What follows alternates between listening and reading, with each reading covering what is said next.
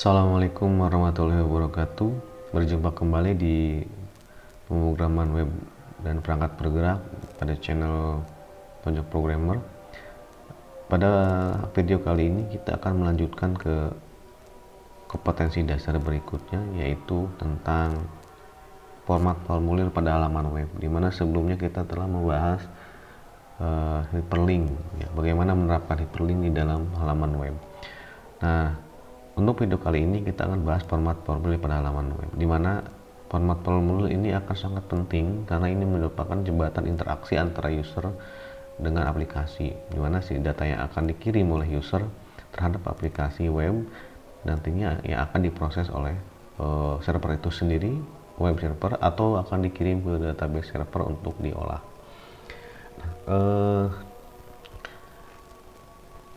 Di slide pertama ini kita bahas dulu apa itu pengertian formulir. Jadi form, sebetulnya formulir itu adalah dasarnya mungkin asalnya dari kertas isian, ya.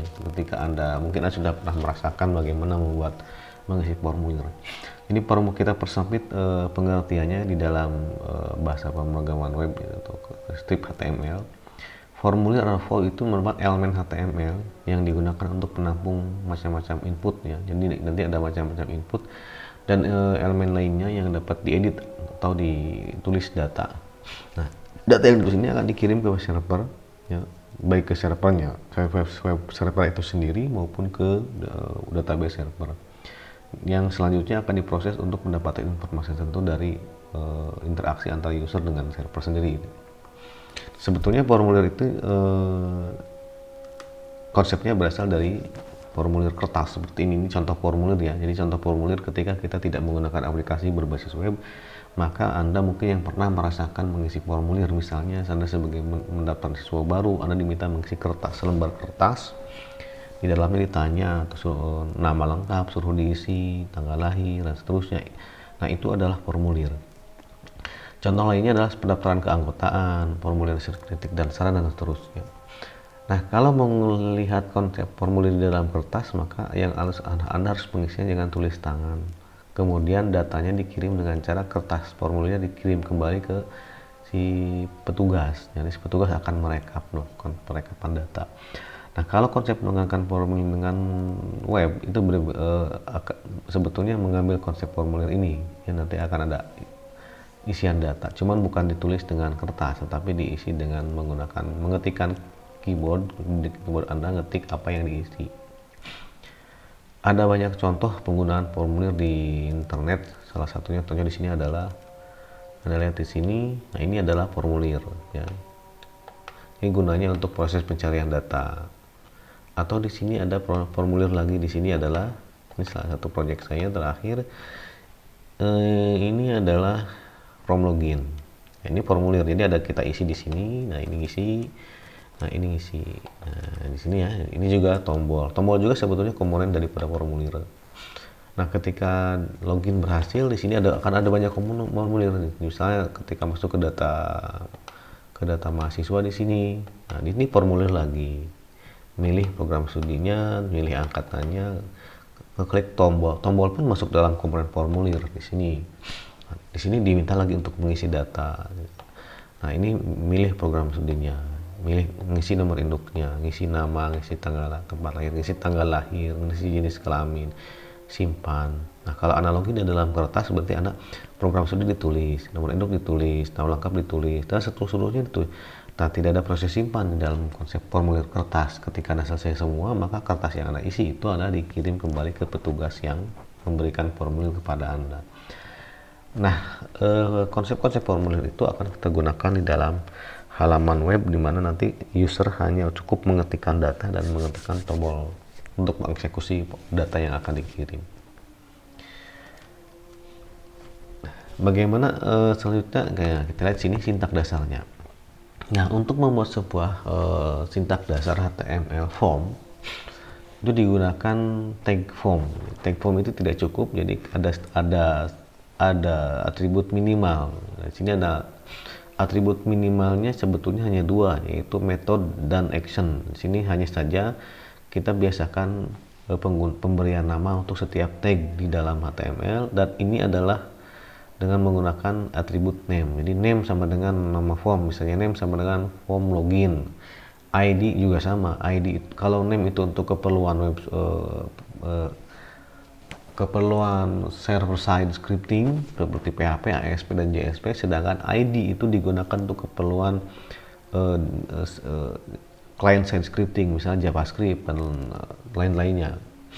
Nah, jadi Anda boleh gunakan, kalau hanya pemrograman yang menggunakan PHP cukup dengan name saja, tapi kalau Anda menggunakan JavaScript, Anda bisa menggunakan ID atau menggunakan name atau bahkan dua-duanya boleh.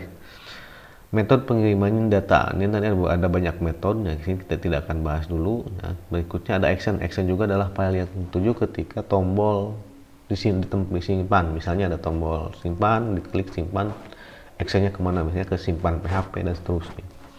Nah, yang akan kita pelajari adalah ini. Jadi untuk membuat tag HTML dasar hanya POM saja. Nah, seperti berikut ya. Nah, ketik tutup POM ini berpasangan. Ketika ini disimpan dan dijalankan, halaman webnya akan kosong karena dia tidak menyebutkan komponen inputnya di sini. Ya, jadi harus ada di sini adalah wadahnya berupa form. Nah, di dalam form ini dia menampung komponen-komponen input, misalnya kotak isian nama, pilihan jenis kelamin, pilihan pekerjaan, tanggal, dan seterusnya. Nah, kita mulai di slide berikutnya, kita akan membuat komponen input. Nah, tadi disebutkan sini ada atribut ya. Nah, di sini di form itu ada atribut name. Setiap form memiliki ID atau name. Ini kebalik ya. Jadi ini adalah setiap form memiliki name untuk mengidentifikasi jika terdapat dua form atau lebih. Ini boleh dua form atau lebih. ID juga sama, ini keperluan untuk ID untuk client side scripting menggunakan JavaScript. Metodenya itu adalah metode yang digunakan untuk mengirim data ke server. Actionnya adalah file yang dijalankan ketika user menekan tombol submit ya. Nanti ada sebuah tombol, apa yang akan dilakukan. Ya, atribut form. Komponen input tadi disebutkan di slide berikut sebelumnya, ada komponen input ya. Nah, di sini ada komponen input nih. Jadi komponen input itu ada jenisnya, ada banyak. Ya, ini ada 11 jenis komponen input, mulai jenisnya berupa teks, berupa date, berupa radio, berupa checkbox, berupa email inputnya berupa angka, input berupa password, inputnya berupa file upload, text area, select dan butonan. Ini ada 11 komponen input. Kita akan bahas satu-satu dari mulai teks ya. Di sini adalah komponen input teks. Komponen input teks ini yang digunakan untuk menerima semua karakter, baik huruf, angka, dan semua tanda baca. Di sini Anda boleh ketika kita membuat sintaks seperti ini, input tipe teks. Nah, bagian sini yang membedakan tampilan input tipe teks. Name ini berarti kotak ini diberi namanya input 1. Pada pelaksanaannya Anda boleh bebas. Misalnya ini inputnya nama lengkap, diganti namanya, name-nya nama lengkap. Jadi usahakan penamaan tidak menggunakan spasi ya, karena ini akan berhubungan dengan di server side scripting menjadi sebuah variabel. Jadi Anda boleh name-nya bebas, tipenya teks. Maka ketika dijalankan, ini sintaknya contohnya ini, ada tag P ya, yang untuk membuat paragraf, nama lengkap, terus di sini ada tag input, tipenya teks, name input 1. Dan ini ketika dijalankan di dalam web server, ketika dijalankan, hasilnya akan seperti ini. Ya, jadi input tipe teks name akan menghasilkan kotak seperti ini yang nantinya akan kita isi apa saja, kecuali tombol enter.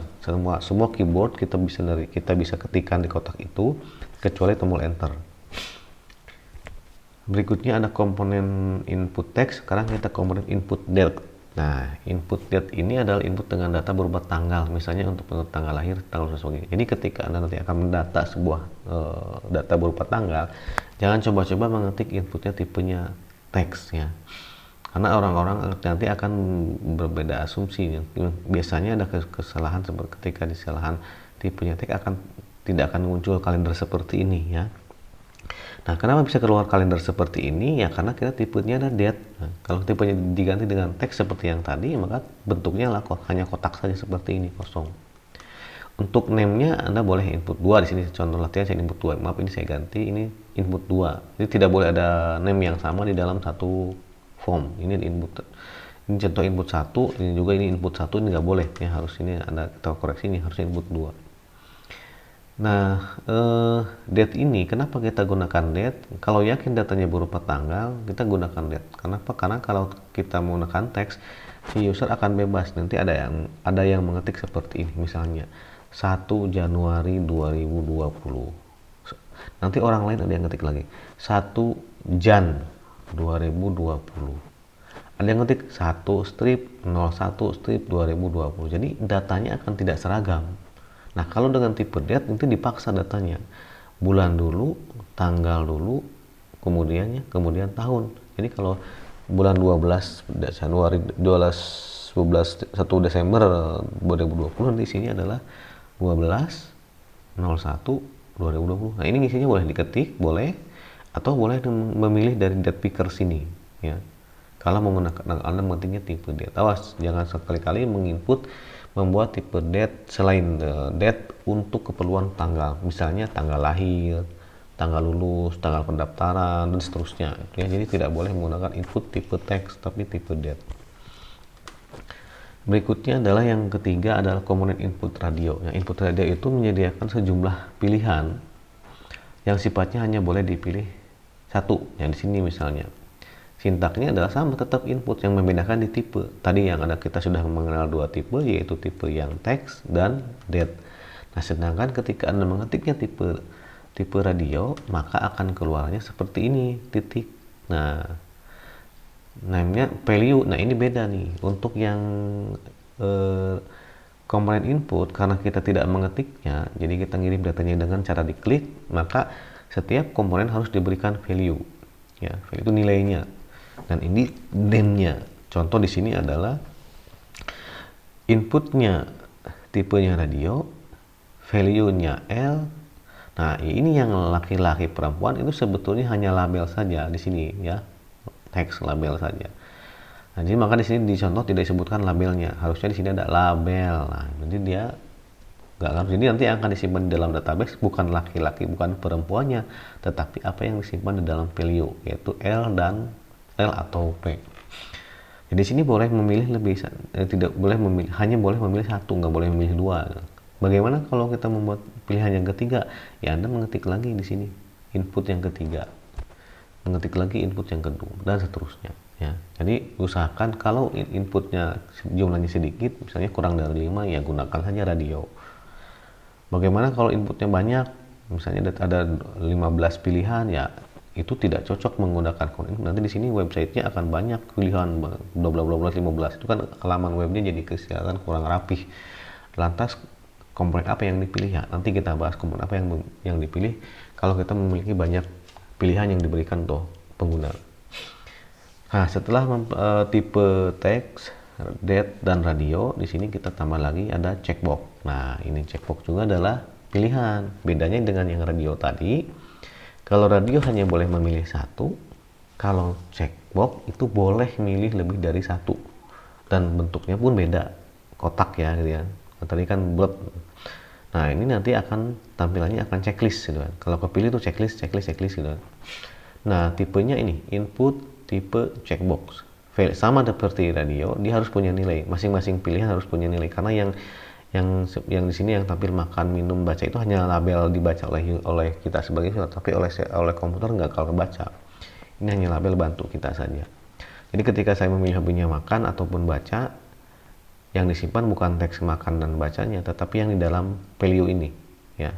Mungkin pakai kode, makan kodenya 1, minum kodenya 2, dan baca kodenya 3. Nah, di sini. Jadi awas, hati-hati ketika membuat value itu jangan ada yang sama. Jadi misalnya kalau ini menggunakan kode, makan kodenya M, minum kodenya M, baca kodenya B. Itu salah. Kenapa? Karena ada dua value yang sama, itu M dan M.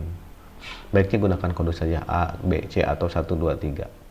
Nah, ini pun sama seperti checkboxnya, diusahakan tidak banyak halaman, ya, tidak banyak halaman, tidak banyak pilihan, karena akan memperburuk tampilan web gitu. Kalau ada banyak pilihan, sebaiknya tidak gunakan checkbox. Nah, ini komponen berikutnya adalah input email. Nah, di sini perhatikan di sini. Input tipe email ini kalau Anda mau menggunakan membuat login menggunakan email, mengumpulkan alamat email misalnya, atau hal-hal lain yang sifatnya harus mengisi email. Tetap di sini komponen name adalah wajib, karena setiap input harus punya name untuk keperluan server side scripting. Kalau untuk keperluan JavaScript ya ganti saja dengan ID, ID input. Di sini saya contohkan alamat email. Nah, perhatikan, jadi tidak ada yang salah sebetulnya. Sama dengan teks, cuman bedanya nanti ketika mengisi tidak diisi menggunakan format email, misalnya nama @yahoo.com, nama @gmail.com gitu kan. Kalau tanpa menggunakan akeong di dalam pengisian alamat email, maka si browser akan memberikan warning bahwa alamat emailnya salah. Jadi ini untuk eliminasi adanya kesalahan pengetikan nama email oleh user.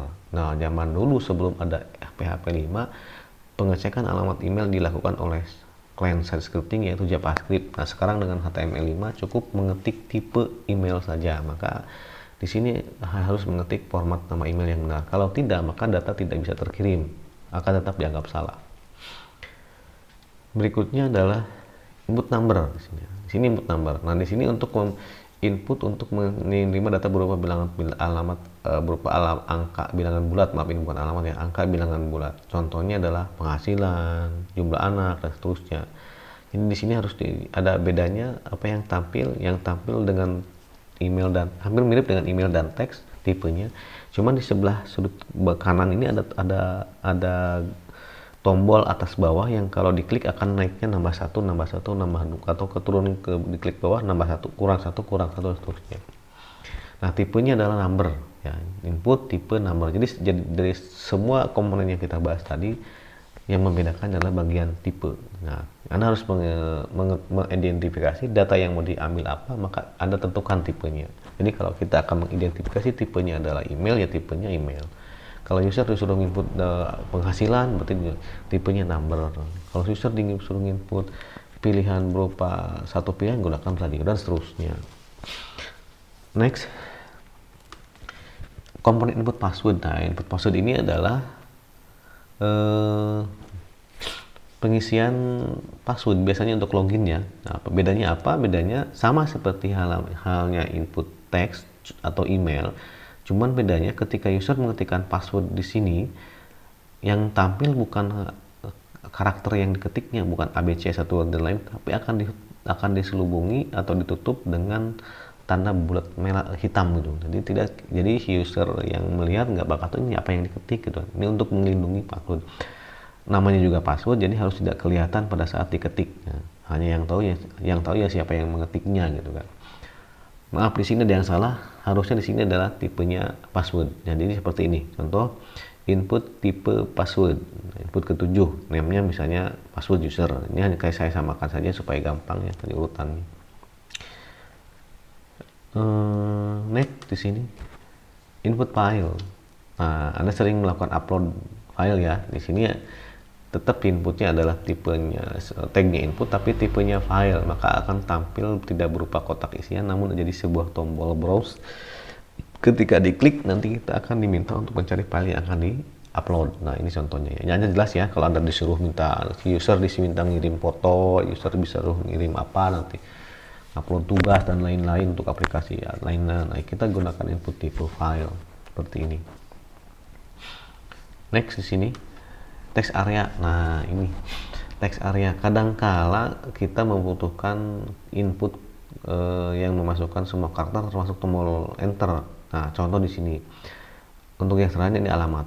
Nah, kalau kita gunakan input di sini, ini buat bentuk tagnya bukan input lagi, tetapi sudah ganti tag, itu tag text area. Dan bedanya text area itu berpasangan, ada teks pembuka, ada tag pembuka, ada tag penutup. Dan dia hanya memiliki name saja, tidak ada istilah value. Nah, tidak punya value dia. Nah, dia hanya cukup minimal name saja. Nah, perhatikan di sini karakter daripada text area adalah bentuknya dia langsung kotak, tidak minimal 3 baris atau 2 baris ya. Jadi di sudut kanan bawah ada tanda ke sini, jadi kalau kita klik tahan dan tarik ke bawah di drag itu bisa digedein kan. Nah, di sini menerima semua tombol ya sama seperti teks, dan ditambah lagi menerima tombol enter. Jadi seperti ini, RT06, RW05 enter, Kampung Manis dengan enter, Desa Sukaherang enter. Jadi kalau di dalam komponen input text dia tidak menerima tombol enter. Kalau diketik tombol enter artinya dia akan melakukan proses kalau di teks. Tapi kalau di text area itu bisa menerima tombol enter ya. Nah, Anda bisa ngetik kayak di kertas kosong atau di lembar kerja kosong, Anda bisa ngetik bebas apapun. Nah, ini terus ukurannya bisa diperbesar dengan cara drag ya, klik tahan kebesar. Nah, ini adalah untuk komponen input. Biasanya untuk apa? Biasanya untuk alamat, atau ketika kita membuat sebuah website untuk menuliskan artikel, ya bukan sini artikel, maka Anda akan ngetik artikel banyak kan, misalnya buat pakai text area, membuat deskripsi atau text area ya. Jadi kalau Anda berpikir Anda membutuhkan data yang sifatnya berbaris-baris, itu gunakan komponen text area, jangan gunakan input tipenya text. Komponen yang ke-10 adalah input select. Nah, disinilah ini adalah seperti yang tadi saya sampaikan. Kalau menggunakan pilihan tipe radio, cukup minimal 2 atau 3 pilihan saja. Nanti akan keluar pilihannya 3. Tapi kalau pilihannya banyak, ya, lebih dari 10 misalnya, kita gunakan input select. Nah, seperti ini ya. Di sini komponennya pun bukan berupa input, tetapi pokoknya tagnya tag select. Sama seperti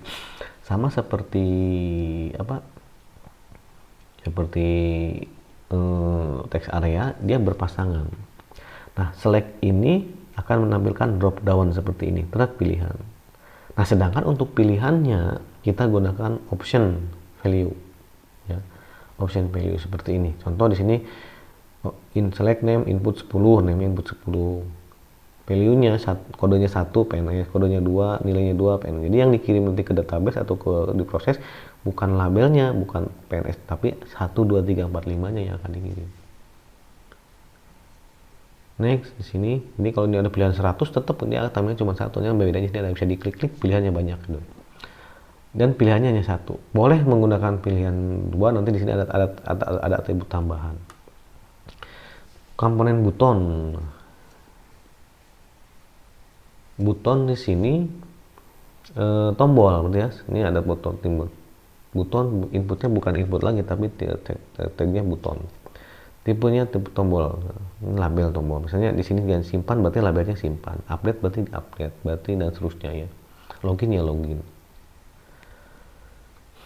Next, di sini atribut pada komponen inputnya. Tadi kita bahas semua komponen atribut yang dengan tag input. Ini atributnya ada size, mengatur lebar, max length.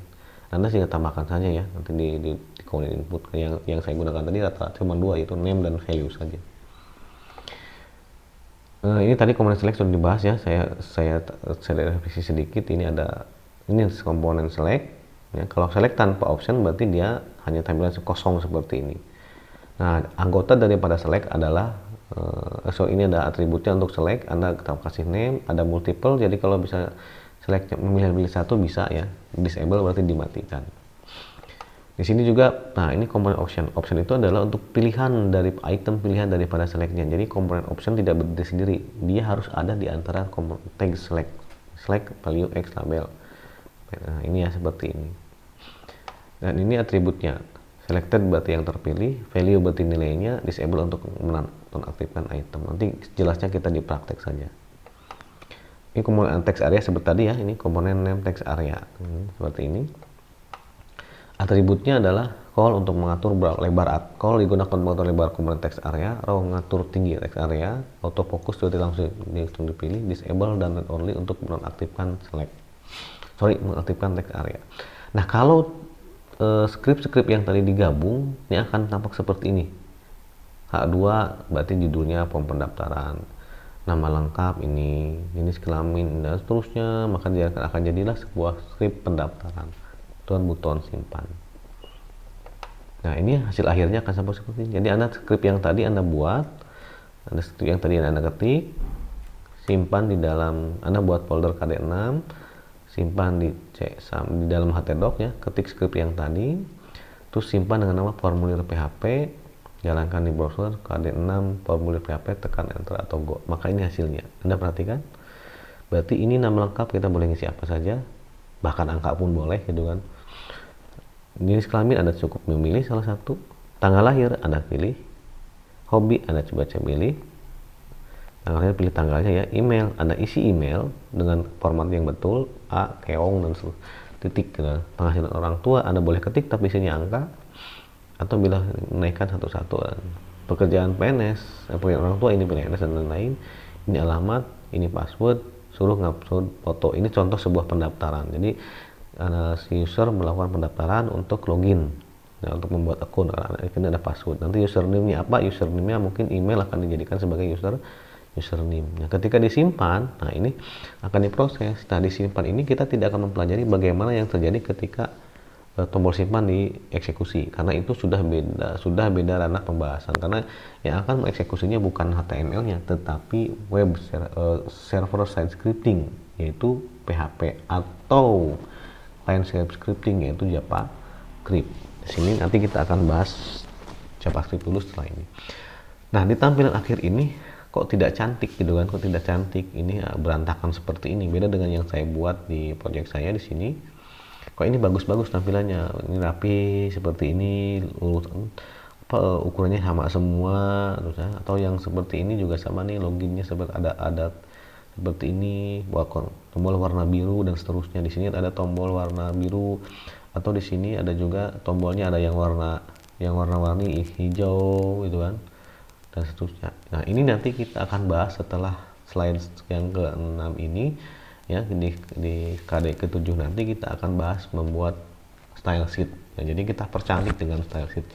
Jadi dari mulai KD ke-2 sampai KD ke-6 ini Anda belajar HTML, tagging HTML untuk membuat objek di dalam web dokumen HTML tanpa format apapun, tanpa mengenal warna, tanpa merubah jenis huruf, tanpa mempercantik layout. Nah, itu semua akan dilakukan di video berikutnya atau di kompetensi berikutnya, yaitu tentang style sheet. Nah, selamat ya, untuk saat ini sudah memahami penerapan form pada HTML. Untuk mempercantik selanjutnya akan dibahas kompetensi ini tentang style sheet. Untuk contoh lainnya nanti di aplikasi pembelajaran online ada PDF-nya, Anda pelajari, ikuti praktek-prakteknya, atau Anda boleh menggunakan praktek sini. Oke, saya cukupkan sekian. Terima kasih. Assalamualaikum warahmatullahi wabarakatuh.